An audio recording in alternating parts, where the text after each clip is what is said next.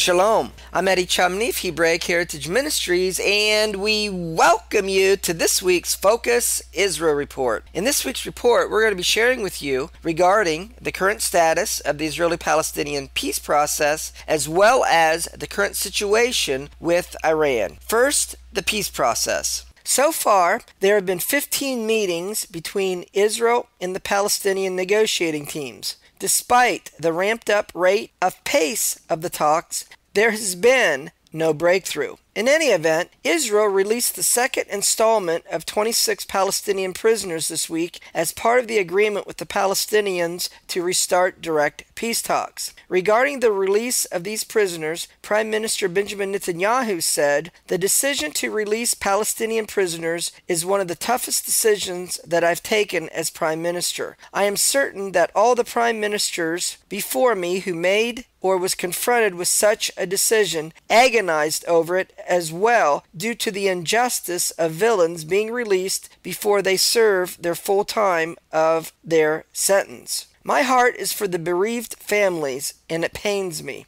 This decision is a necessity given the reality of Israel's current political environment with the nations. We are forced to navigate an international arena that is complicated. It's not simple. It is complicated. It is full of challenges. And it requires us to take into consideration a number of factors for the good of the state of Israel. As a result, Israel is planning to advance 4 building projects in East Jerusalem as compensation for the release of these 26 Palestinian prisoners, approving the construction of 1,500 additional housing units in the East Jerusalem neighborhood of Ramat Shlomo. Nabil Abu Radena, the spokesman for Palestinian Authority President Mahmoud Abbas, reacted harshly, saying that the announcement destroys the peace process and sends the international community the message that Israel does not respect international law. UN Secretary General Ban Ki-moon also condemned the announcement, saying that Israel building in East Jerusalem is contrary to international law and an obstacle to the peace process. Catherine Ashton, the European Union's High Representative for Foreign Affairs and Security Policy, said that the European Union deplores the Israeli plan and said that it is illegal and violates international law,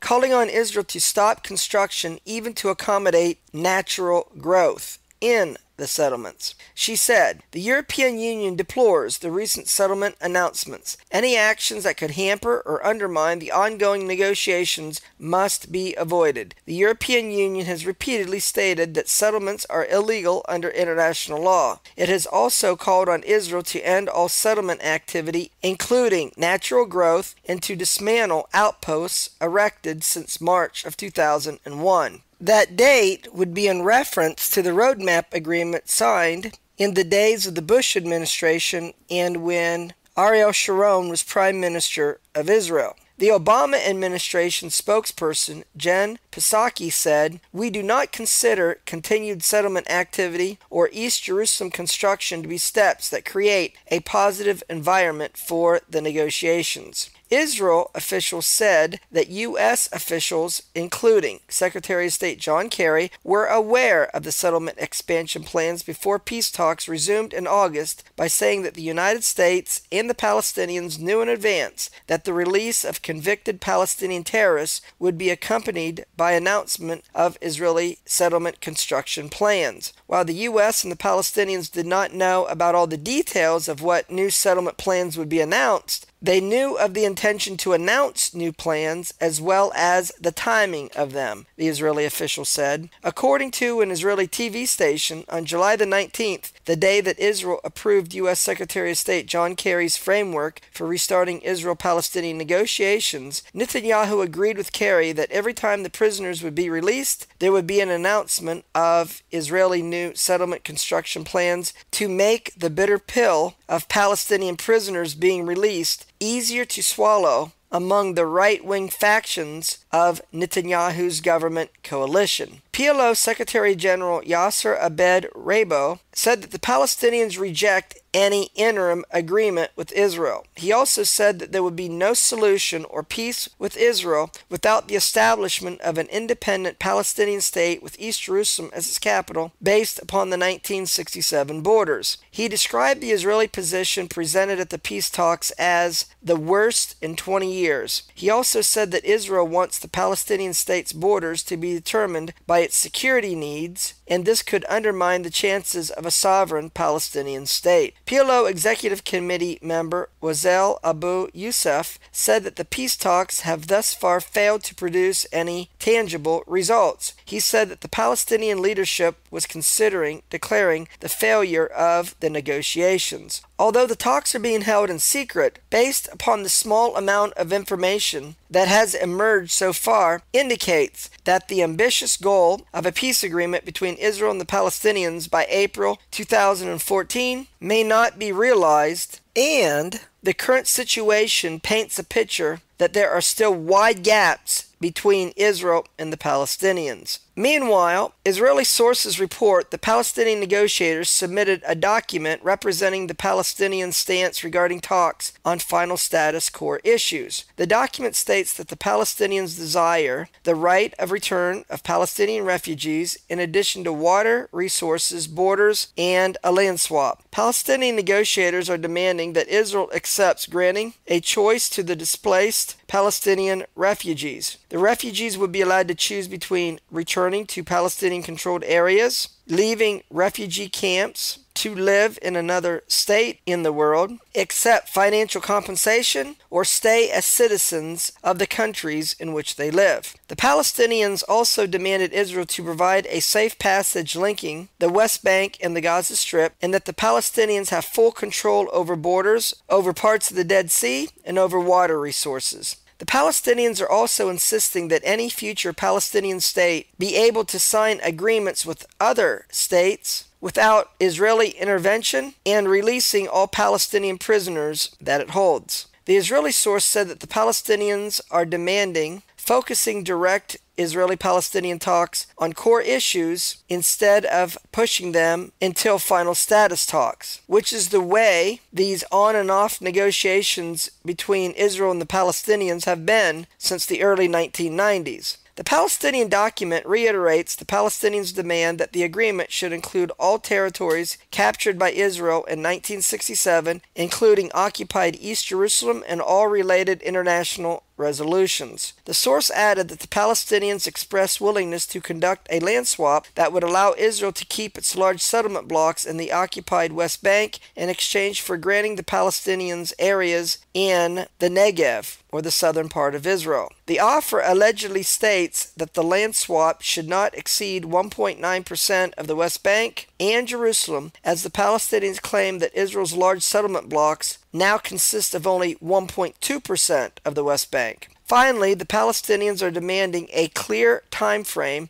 that would secure a full Israeli withdrawal from the occupied territories in no more than 3.5 years, and a peace deal would be signed only 6 months after such withdrawal. Israel expressed acceptance of establishing a contiguous Palestinian state, but insists on maintaining a military presence along the Jordan River for an agreed-upon time frame. Israel will likely offer compensation to the Palestinians in order to keep its large settlement blocks in the West Bank and accepted a certain land swap. The unity of Jerusalem is important, and Palestinians cannot have a right of return into Israel in any final status agreement for a two-state solution. Prime Minister Benjamin Netanyahu told his cabinet that Israel needs to maintain the unity of Jerusalem and Israel needs to cancel the Palestinian demand for the right of return. He further said, Israel wants to reach a peace agreement with the Palestinians. In this agreement, we will insist on the vital interests of the State of Israel, first of all security, of course, and including our ability to continue defending our eastern border.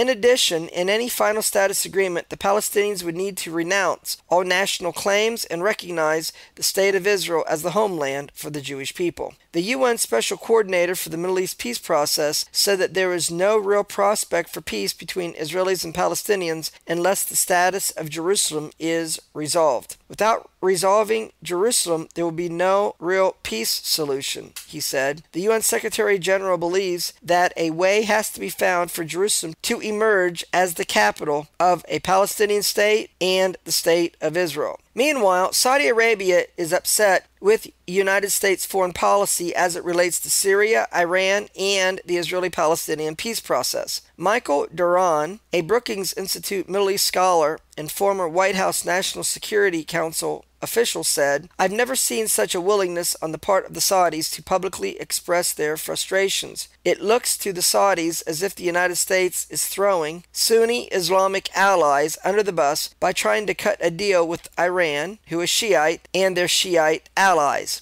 Saudi Arabia's King Abdullah has reportedly shared his frustration with Jordan's King Abdullah and Crown Prince Mohammed bin Zayed of the United Arab Emirates. Abdullah reportedly told his fellow Sunni Arab guests that he is convinced the United States is unreliable. In frustration, the Saudis may attempt to try to disrupt the Israeli-Palestinian peace talks. According to a source close to the Palestinian leadership, the Saudis told visiting Palestinian Authority senior officials during the Muslim Hajj pilgrimage to Saudi Arabia, a commitment that is part of the Islamic faith, that the Saudis expect the Palestinians to distance themselves from the United States in support of the Saudi disagreement over these areas with the United States. Finally, U.S. Secretary of State John Kerry will be traveling to the Middle East in the upcoming week to have talks with Israel and Palestinians regarding the peace process. Only 2 weeks after his meeting with Prime Minister Benjamin Netanyahu in Rome, which lasted up to 7 hours, U.S. Secretary of State John Kerry will visit Jerusalem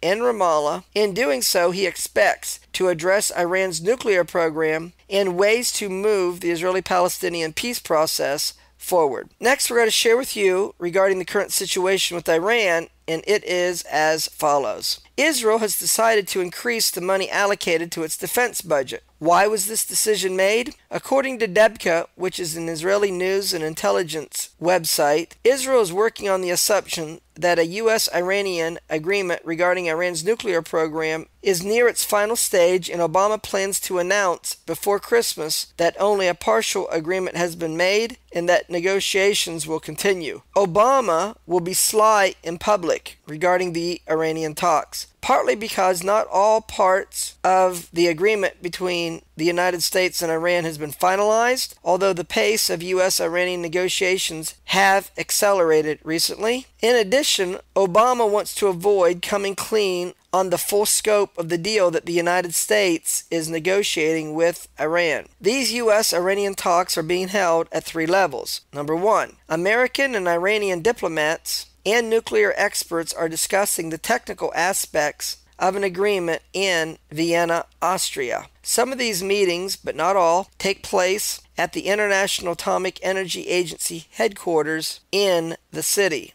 Number 2, Secretary of State John Kerry and Undersecretary of State for Political Affairs Wendy Sherman, who is the senior U.S. negotiator, are handling the second level of direct negotiations opposite Foreign Minister Mohammad Zarif and his deputy Abbas Araki. The third level of talks deals with sanctions. It is run by officials from the United States Treasury Department's Office of Foreign Asset Control, which oversees the sanctions, and senior staff from President Hassan Rouhani's bureau. They are working to determine which sanctions will be lifted and at what stage of the negotiations they will be lifted. Meanwhile, the head of the Atomic Energy Organization of Iran said that Iran has not halted enrichment of uranium to 20%. Enriching uranium to 20% is just a step below being able to produce a nuclear bomb. Ali Akbar Salehi said that the enrichment of uranium to 20% and the production of nuclear fuel plates continues, and there has never been a halt in the production process. Salehi's comments come as Iran and the six major world powers, that is the United States, Britain, France, China, Russia, plus Germany, will be holding meetings over Iran's nuclear program in Geneva, Switzerland, November the 7th and 8th. Well, that's going to conclude this week's report. Until we do it again, Shalom in Yeshua the Messiah. Amen.